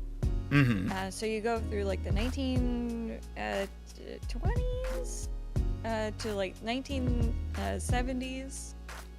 So you have like a like hippie dude as like your super spy dude. A hippie as like dude. A protagonist. Hippie dude. And then you go through like the here's a good scene for it. So the antagonist is also jumping through time and sending henchmen throughout time as well. So wait, you're this trying to is stop them from, messing up the timeline. Yeah, so we're saving the timeline in this case for the most part. It's a whole jump through time. Okay, that's not bad for the most part. Like I said, I don't know why I overthought it as a kid, because I'm like, of course it would be like it's like futuristic Medal of Honor. Would definitely be played by Vin Diesel. Oh, of course, yeah, the bald guy, most definitely. Yeah. Everyone who played Time Splitters, arcade or on console, is of that same consensus. Vin Diesel has to play him, big time. Yeah. Okay, let's see. If not Vin Diesel, it would have to be The Rock. That would be a good one. That would be a good one, watching The Rock play it. Because Cortez kind of acts like this musclehead too. He shows off his strength a lot, like by lifting things and like being all like, oh yes, I can out chase a train with my own strength. That type of thing with like minecart. It's like I think that also plays towards The Rock's like little tropes that he likes to do. He does. He tends to play that type of character quite a bit. It's hard to see him in other roles compared to John Cena for the most part. But I think Vin Diesel John would. Cena would be really funny. But I would definitely think that Vin Diesel or The Rock would be a better fit because I'm gonna roll with Vin Diesel. Because Cortez is like a little bit more Spanish, or like. But yeah, definitely Vin Diesel for sure. Family.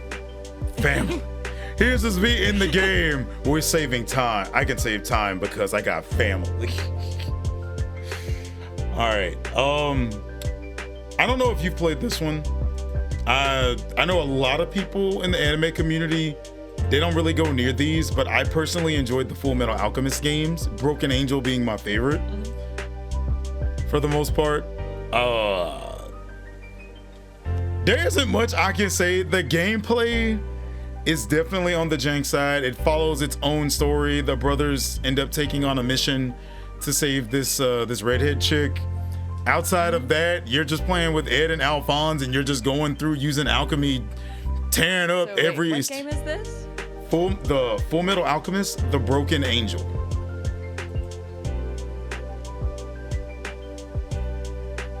It's the first PS2 game. There is I forgot what the name of the second one is, but that one, I heard that one's the one that people love to play a lot. Personally, I did not hate the first one. I think if it were remade today, it could be polished and be a lot better. But the main part that I loved about the game was it was a type of action RPG, and you can use alchemy to make different weapons to fight with. Ultimately, it was a nice little anime tie-in game for the Full Metal Alchemist anime that came out at the time. It's very vibrant. It's very colorful. Style-wise, for some ungodly reason, Full Metal Alchemist and the Inuyasha games, I don't think hold up too well today. Is largely because of the choice in art style. So it's the coat that's really getting me. But I think like playing it'll look better played on handheld or something. This is something if I had kids, I'd throw it in front of them and be like, have fun and figure it out. Oh yeah, for sure. Yeah, so I give this probably 2.5, a 2.5 out of 5. Me personally, I just like it. That's about all I can say with it. One of your guilty pleasure games? Yes. I'll throw it under guilty pleasure. I actually have quite a list of guilty. I actually have a guilty pleasure game, and I'm afraid to mention it because I know you're gonna judge me. Everyone's gonna judge me if I mention it. Now I have to mention it. I done brought it up. All right. I've never played the PS2 versions. I've played the other ones. I would like to try them. In the West, it's known as Zombie Zone, but we know it as the Onichanbara PS2 games. And this is my guilty pleasure. The reason why it's kind of self-explanatory. Oh. It is quite. Yes, I see. Look, okay, I'm gonna be real. Mm-hmm. When I saw the game at GameStop, I saw the 360 version. I avoided this game. What you got this one in your collection for, Denda? Look, I'm gonna need you to not be all close to the screen like that, okay? Okay, look. Oh my God. Sure. She's calling me out, everybody. Help. Okay. All right, so I wanted to not get this game when I got it because it was clearly TNA. I'm like, the game is clearly here, just to slay monsters in bikinis. I decided to go in and get the game because I'm a dude. Right. However, I will say this: I haven't got to play the PS2 versions. I've only played the 360 on up. Gameplay wise, this game is actually pretty solid. In fact, when I played the 360 version, the more I played it, I saw what they were trying to do and what they could do to improve the gameplay to be more fast-paced and action-heavy. Because this was originally, if any of you see my review on the game on my channel, these are just games that were made to be for 20 bucks. That's it. They're just simple cash grabs. They actually did better with the game. So going up to like Bikini Zombie Slayers and Z2 Chaos, they introduced a sprint button, added more combos. The remake itself, things are much easier and accessible to do. It feels like a legit action game. My only gripe at this point, and that's because after playing the series for so long, bro, just give us some full clothes costumes a little bit. All right, ain't nothing wrong with like a tank top and some jeans. Like, okay, I'm watching some gameplay right now where she's got like a cowgirl. Yeah, that's the main character. That's Aya. Yeah, that's the main character, Aya. Like, so her whole shtick is that she is so good as a swordsman, and she works out so much. She wants to show off. Like once I found that out, I'm like, oh, okay. My only gripe is that they have images of her in other clothing. And I'm like, okay, I'm a costume nut in games. So I like to have as many costumes as I can. It could be bikini, fundoshis. Machio TV is calling you out. Well, what'd he say? What'd he say? Very naughty. Look, man, I'm being honest with you. You know why I got this game. But it's one of those. We all know why you got this game. However, it is one of those games, much like Dead or Alive, the gameplay was actually good too. And at this point, right, like, give them different costumes. That's all I'm saying. Like the game, Stella, I'm telling you, if you played this shit, the gameplay is neat. I streamed it one day, and somebody got like in my. How the protagonist looks aside. I mean, there are solid. Ironically, there are other playable characters that actually stay fully clothed. No, I'm not lying. I'm dead serious. She's the only one She's the only one She's that's the in the only bikini. one. And they do have a dress up mode too. I mean, I do have some games that have a lot of fan service as well, but it's not in the PS2. I know you don't play that mobile gacha. That's the number No. 2 mobile gacha with the dudes No. in it, right? No, I don't play it. Uh-huh. I think. Uh-huh. I think that thing is. Uh-huh. What is that game called? Do I need to call you out? I said, what's your guilty pleasure? Go on and put it up there. Oh, it's Muse Dash. Muse Dash? Yeah, Muse Dash. let's see It what has this some. Like, this is a little bit of a side tangent. This is not on topic right now. But Muse Dash has a lot of fan service, Muse Dash on the Switch? especially with the on this. Well, it's on. It's this. Yeah, it is on Switch.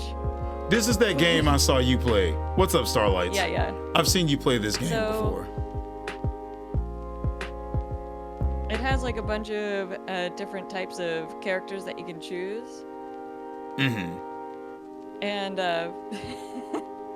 some of the costumes for some of these chicky-doos are a little bit risque. Let's just say that.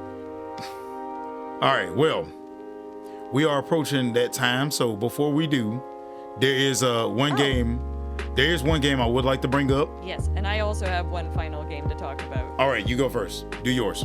Okay. Sims 2 Castaway. Wait, what's called Castaway? I thought it was just Sims 2. Mm-hmm. Which, Sims by the 2 way, Castaway I'm is its surprised. own game. So this was based off of a DLC for the PC version, but because of the mechanics of like the PlayStation 2 versus PC at the time, they had to make a completely different style game. So Sims 2 Castaway is actually a survival game. Huh. So you start off washed up on the beach. So here. And you actually have to, you create your characters. You can create a crew of characters too. Up to like about 4 or 5 people. Mm-hmm. And you start off with one person, and then you have to find the others if you create more than one person. Huh. You end up crashing your yacht. You end up washed up on the beach somewhere. Your clothes deteriorate to where it's basically just shredded edges and everything like that. So you're gonna have your to clothes make what? new clothes. I'm sorry, your clothes what? What? Your clothes deteriorate. Yeah. Because excuse me. Let me explain. Mm-hmm. Let me explain. Excuse me. Let me cook. Mm-hmm. It's because as you go around the forest, your clothes kind of get stuck in the thorns and everything. So your clothes do get shredded. So you're gonna have to make some new clothes out of the materials that you collect. So you have to collect fiber, you have to collect wood, you have to Mhm. collect all sorts of berries and stuff. And you even create some friends along the way, including some of the monkeys that are around the island. So if you befriend some of the apes that are around here, they will be able to gather resources for you. But it's all about building shelter, surviving, and as you go along, there's actually a mystery that you solve for the island itself. There's some like mystic ruins and stuff like that you have to figure out how to go across.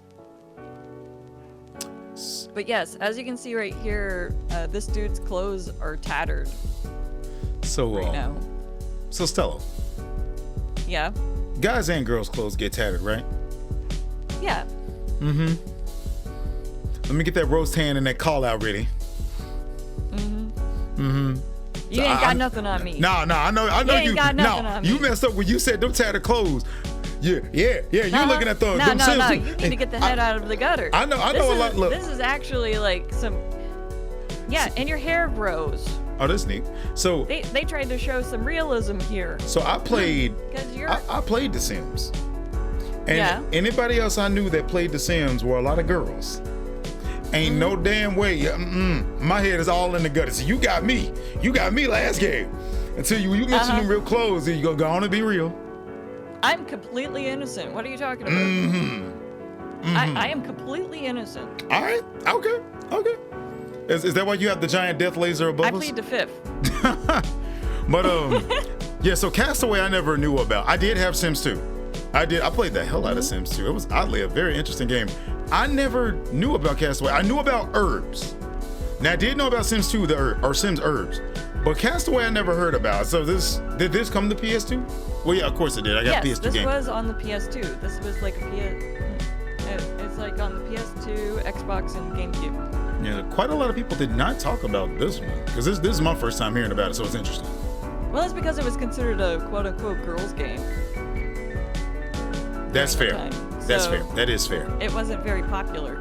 You know, which is weird because the only reason I got my claws on The Sims 2 was because a friend gave it to me. It was a guy. He was just like, yeah, man, you should try it. He didn't want it anymore. He let me have it. I played it and I made BS versions of all the Kingdom Hearts characters and, enjoyed life in the city. It didn't seem all that bad to me after a while.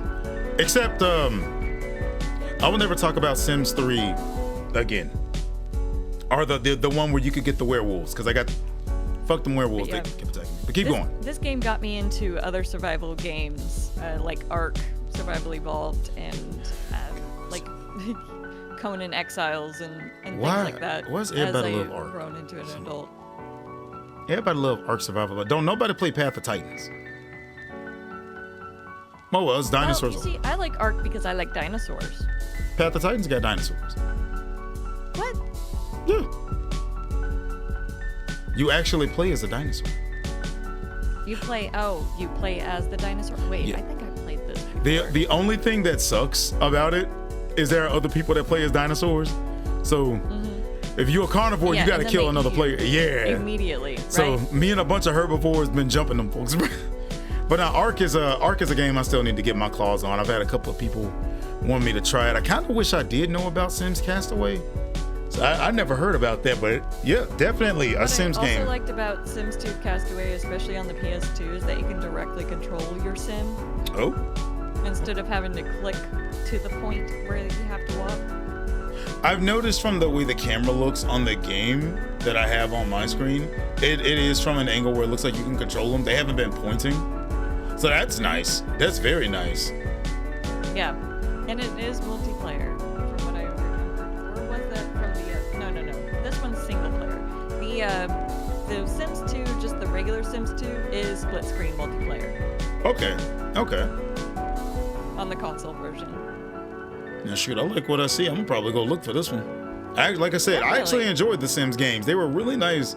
They were good games. I could chill. I would come home and like read manga and just let my Sims do whatever. Made Yeah, sure. there was some really cool flavor text to this one. All right. Well, I am going to end this. Okay. Well, we're going to end this with mine. And it's Okay. going to be with something I know you and I both have played. In fact, when I started hanging with you, it was the one game I mentioned first. Well, it was the second game I mentioned after product number 3. And that is Nightshade. Ah, yes. Nightshade. Yeah, and as a matter of fact, I am going to pull up the I video. freaking love Nightshade. Yeah, the video I'm going to pull up for Nightshade. Why is that? Oh my God, I'm gonna have to change that. So the live thing is the Rise Son of Rome thing. But Nightshade, ladies and gentlemen, I'm going to just bring up the video I did with Stella here. She provided the voice for the intro. Yeah, Nightshade is a action PS2 game that is the sequel to the game Shinobi, and it is so much fun. Oh my God. I found out about this on XPlay, and I saw it at GameStop. I had to get it. I played Shinobi, and I really, really enjoyed it. And just geeking out with Stella one day, I was shocked to learn that she actually played the game too. Yep. Oh, I was a major fan of this game. In fact, I wanted to dress up like her for Halloween. I tried to.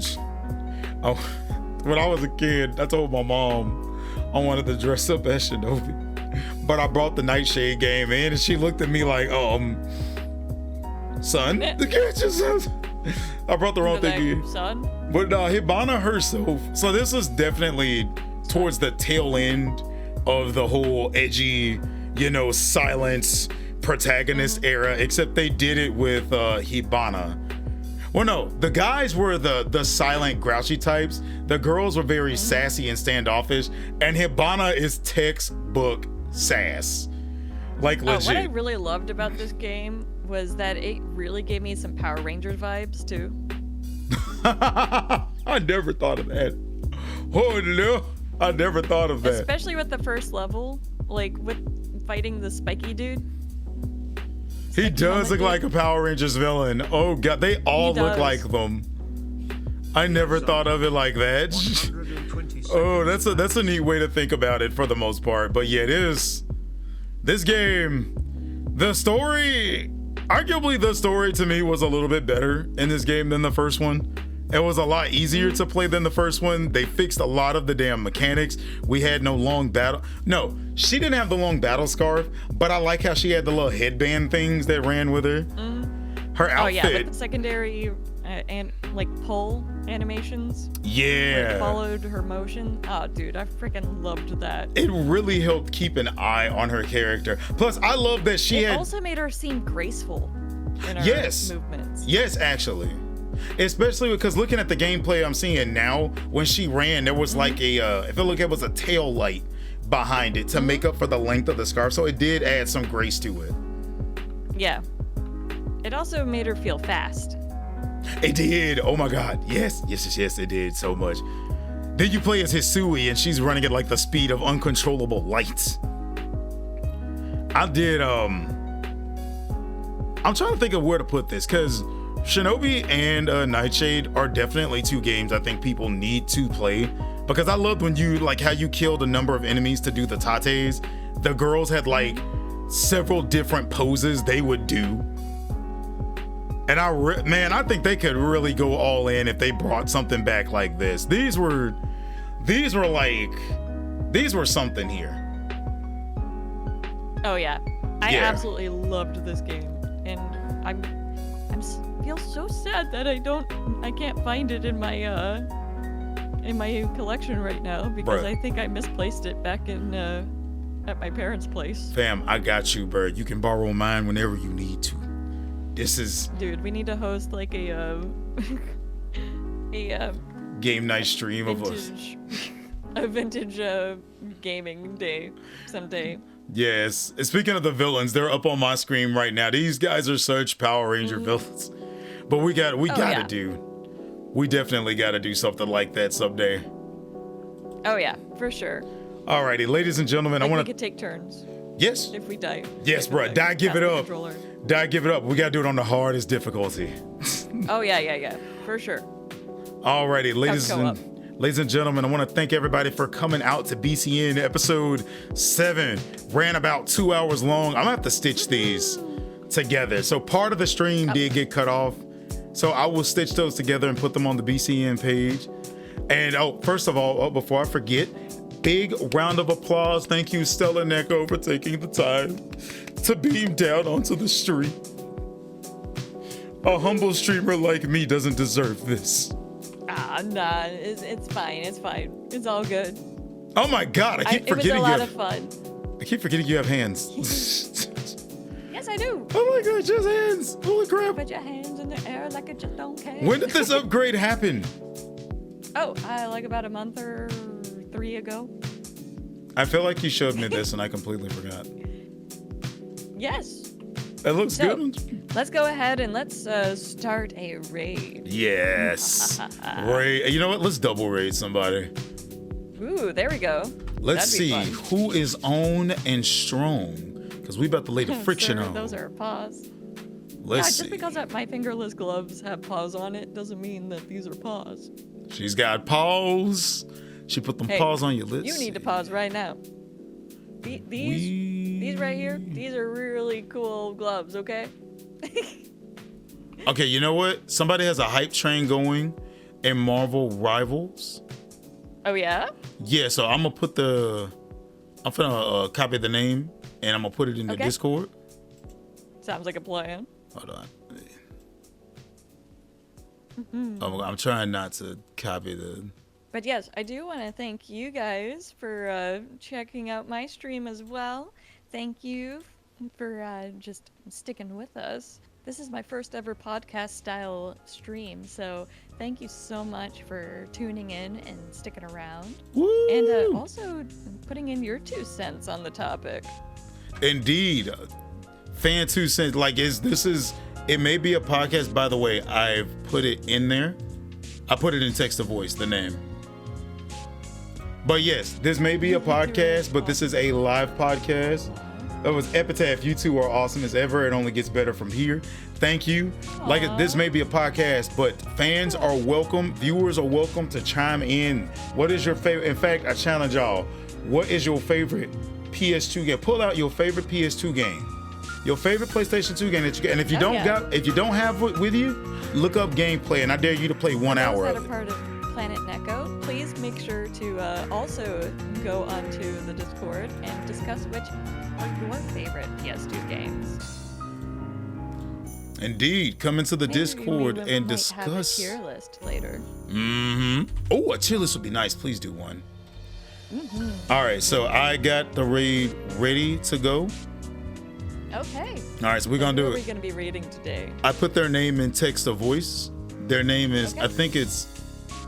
I think it's Boss Chin, but it's Boys Chin. So we're gonna be rating them today. Yeah, so let me know when you got your raid prompt up, and we're gonna try to double raid them. They got a hype train going on. Okay. We're gonna feed into that, ladies and gentlemen. We're gonna go in Alright. here. We're gonna treat them with respect, and remember everybody, the world can only be a better place if you participate in it. Go outside, tell somebody what's up. The homie at your job, bro, just Alright. dap them up. Rev up your UFOs, guys, because we're about to start a raid. Exactly. Rev it up. In 3, 2, 1. This is Dandelion and Bye-bye. StellaNeko. We're out.